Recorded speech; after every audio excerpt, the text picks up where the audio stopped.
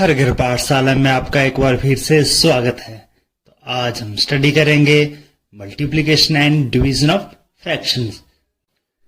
पिछली वीडियो में आपने स्टडी किया था सबट्रैक्शन ऑफ फ्रैक्शंस, भिन्नों का घटाव। जी हाँ, तो इस बार हम स्टडी करेंगे multiplication and division of fractions, भिन्नों का गुणा और भाग। तो चलो शुरू करते हैं बिना किसी देरी से। तो ये रहा स्क्रीन के ऊपर आपका पहला प्रश्न। 2 सही 4/5 मल्टीप्लाई 3 सही 4/7। हमारे पास दो भिन्न हैं यहाँ पर और मल्टीप्लिकेशन में हो रहा है। दोनों भिन्न हमारे पास मिक्स्ड फ्रैक्शन है, मतलब मिश्रित भिन्न है। तो हमने इनको किस में कन्वर्ट करना है? जी हाँ, इम्प्रॉपर भिन्न, अनुचित भिन्न में। तो क्या करते हैं, डिनोमिनेटर को 2 से मल्टीप्लाई किए, 5 दूनी 10, 10 में हमने 4 ऐड किया न्यूमिनेटर को, 14/5। इसी तरह से 3 से 4/7 में क्या करेंगे, डिनोमिनेटर 7 है, 3 से मल्टीप्लाई किया 21, 4 इसमें हमने न्यूमिनेटर जोड़ा, 25 बना। 25/7 हमारे पास ये अनुचित भिन्न इम्प्रॉपर फ्रैक्शन आ चुकी है। अब हमारे पास है मल्टीप्लिकेशन, दोनों फ्रैक्शंस भिन्नों का हमने मल्टीप्लाई करना है। तो देखिए क्रॉस मल्टीप्लिकेशन में हम 7 के जो मल्टीपल है उनको हम काट लेंगे। तो 7 एकम 7, 7 दूनी 14। अगर सिंपल मल्टीपल आ जाते हैं तो आप इनको आमने सामने काट सकते हैं। जैसे यहां पर आप पहली फ्रैक्शन के डिनोमिनेटर में 5 है और दूसरी फ्रैक्शन के न्यूमिनेटर में 25 है, तो आपस में मल्टीपल है। ये 25 5 का मल्टीपल है, तो 5 1 जा 5, 5 5 जा 25, तो 5 पे कट गया। कटने के बाद जो हमारे पास आ जाते हैं, क्वेश्चन आ जाते हैं, उनको हम लिख लेंगे। जैसे 2 आया था तो 2/1 मल्टीप्लाई 5/1, इस तरह से हम इनको लिख लेंगे। ओके, तो इस तरह से हमने इनको लिख लिया है। अब हमारे पास ना तो कोई कॉमन फैक्टर है ना किसी का मल्टीपल है, हम डायरेक्ट इनकी मल्टीप्लिकेशन कर देंगे। 2 को 5 से मल्टीप्लाई करेंगे, आ जाएगा 10, और 1 को 1 से मल्टीप्लाई करेगा, आ जाएगा 1। जी हाँ, तो हमारे पास जो अगले जो स्टेप है वो आ जाएगा 10/1। न्यूमरेटर में तो 10 है, डिनोमिनेटर में अगर 1 हो तो उसको लिखने की आवश्यकता नहीं होती है। ये बात मैं आपको पहले बता चुका हूं। तो आपका आंसर 10 यहाँ पर आ चुका है। तो ये रहा आपका आंसर। इस तरह से आपने यह एक एग्जाम्पल किया है जो कि मल्टीप्लिकेशन ऑफ फ्रैक्शन है, जिसमें मिक्स्ड फ्रैक्शन आपने देखे थे। तो चलो अब शुरू करते हैं एक नए एग्जाम्पल के साथ। जी हाँ, अब हम करेंगे डिवीजन ऑफ फ्रैक्शंस, भिन्नों का भाग। ये भाग देखिए, भाग का साइन है 2 फ्रैक्शन के बीच में, ठीक है। तो इसको करना कैसे है, क्या इसका तरीका, ध्यान से देख लीजिए। बहुत ही सिंपल तरीका है। आपने जो डिवीजन है, ठीक है ना, इसको आपने कन्वर्ट कर देना है मल्टीप्लाई के साइन में, ठीक है। डिवीजन को किस में कन्वर्ट किया, मल्टीप्लाई में। और करना क्या है, जो आपके पास फ्रैक्शन है 7/3 है, कोई भी है, उसको रेसिप्रोकल कर देना है। न्यूमिनेटर को डिनोमिनेटर और डिनोमिनेटर को न्यूमिनेटर, मतलब रेसिप्रोकल होता उल्टा। 7/3 का रेसिप्रोकल हो गया 3/7। तो हम कैसे लिखेंगे, 5/6 मल्टीप्लाई 3/7। समझ गए ना आप क्या चेंज हुआ?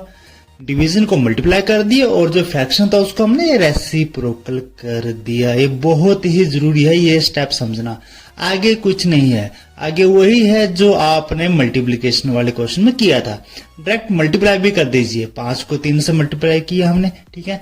आगे हमारे पास 15, 6 को 7 से किया, आगे हमारे पास 42, तो हमारे पास आ चुका है 15/42। अब हमारे पास यहाँ पर कॉमन जो डिविजिबल है वो है 3 है, मतलब 3 से न्यूमिनेटर भी और डिनोमिनेटर भी दोनों डिवाइड हो जाते हैं। तो जी हाँ, हम दोनों को डिवाइड कर लेंगे और हमारे पास आ जाता है 5/14, ठीक है। ये डिवीजन आपको आती होगी, सिंपल कर लेना आपने, ठीक है ना। तो 5/14 हमारे पास से आंसर आ चुका है। तो इस तरह से आपने डिवीजन ऑफ फ्रैक्शन का ये सिंपल सा एग्जाम्पल सॉल्व कर लिया है। तो इसको आपने बार बार देखना अगर समझ में नहीं आता है, ठीक है ना। अपने टीचर की भी हेल्प लेना है और इस तरह के कुछ एग्जाम्पल भी करने हैं जो कि वर्कशीट में दे रखे हैं। चलो एक और क्वेश्चन करते हैं, लास्ट क्वेश्चन होगा आज के। ओके, तो इसमें हमने क्या करना है, अगला जो एग्जाम्पल है हमारे पास, ठीक है ना, ये रहा स्क्रीन के ऊपर आपके पास।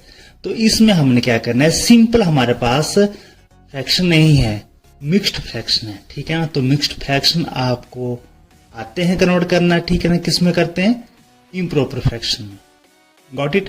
तो डिवीजन का साइन है, ये क्या रोल करेगा? तो पहला हमारा काम है, इसको हमने कन्वर्ट कर दिया इम्प्रॉपर फ्रैक्शन में, अनुचित भिन्न में। ये आपको आता होगा, ठीक है ना, ये बार बार बताने की जरूरत नहीं है।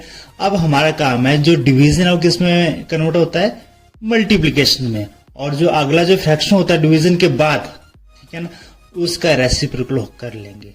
डिवीजन में हुआ मल्टीप्लाई में, 17/3 को कन्वर्ट कर दिया रेसिप्रोकल में, 3/17। तो हमारे पास आ चुका है, ठीक है। अब आप क्या करेंगे?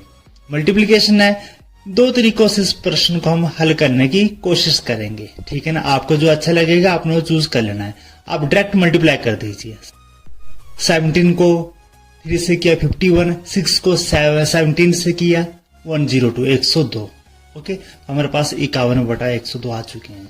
आपको पता है 3 यहाँ पर कॉमन फैक्टर है जो दोनों को डिवाइड करता है। 3 से दोनों को हमने डिवाइड कर लिया, ठीक है ना। ये डिविजिबिलिटी ऑफ नंबर आपने स्टडी किया होगा 6ठी क्लास में, वहां से आपको क्लियर हो जाएगा कि 3 से दोनों डिवाइड क्यों हुए। हमारे पास आ चुका है 17/34। यहाँ पर फिर से जो कॉमन फैक्टर आ रहा है वो आ रहा है 17। 17 से दोनों को डिवीजन हो जाता है, ठीक ना, डिवाइड हो जाते हैं। तो 17 से हमने न्यूमरेटर को डिवाइड कर लिया और डिनोमिनेटर मतलब हर को भी डिवाइड कर लिया। और हमारे पास जो आंसर आ जाता है वो आ जाता है 1/2, क्योंकि 17 को 17 से डिवाइड करेंगे तो 1 आएगा। और 34 तो 17 का मल्टीपल है, 17 to the 34। टेबल भी आपको सारे आने चाहिए, ठीक है। तो इस तरह से हमारे पास 1/2 आ चुका है। चलो अब सेकंड मेथड की तरफ चलते हैं। मल्टीप्लिकेशन वाले एग्जाम्पल में आपने किया था, अगर आपके जो कॉमन फैक्टर आते हैं क्रॉस में, ठीक है, तो आप उनको काट सकते हैं। जैसे 17 आ रहा है, एक का न्यूमरेटर और डिनोमिनेटर भी 17 है, तो आपस में कट जाएंगे। 17 आपस में कट जाएंगे, ठीक है ना। ये इसका सेकंड मेथड आपने मल्टीप्लिकेशन ऑफ डिवीजन में किया था, ठीक है। तो काट लेना आपने 17 को 17 से, ठीक है। इस तरह से एक का न्यूमरेटर कितना 3 है, दूसरे का डिनोमिनेटर 6 है, तो ये भी जो 6 है वो 3 का मल्टीपल है, ये भी आपस में कट जाएंगे। 3 1 3, 3 2 6। ओके, जो हमारे पास अब क्वेश्चन आ जाते हैं। अब इन क्वेश्चन को एज अ फ्रैक्शन के रूप में लिख लेंगे। तो हमारे पास आ जाता है 1/2 इंटू 1/1। तो डायरेक्ट मल्टीप्लाई कर दीजिए, क्योंकि ना तो कॉमन फैक्टर है यहाँ पर, ना ही कोई मल्टीपल है किसी का। तो 1 से 1 को मल्टीप्लाई किया 1 और 2 को 1 से किया 2, तो 1/2 हमारे पास आंसर आ चुका है।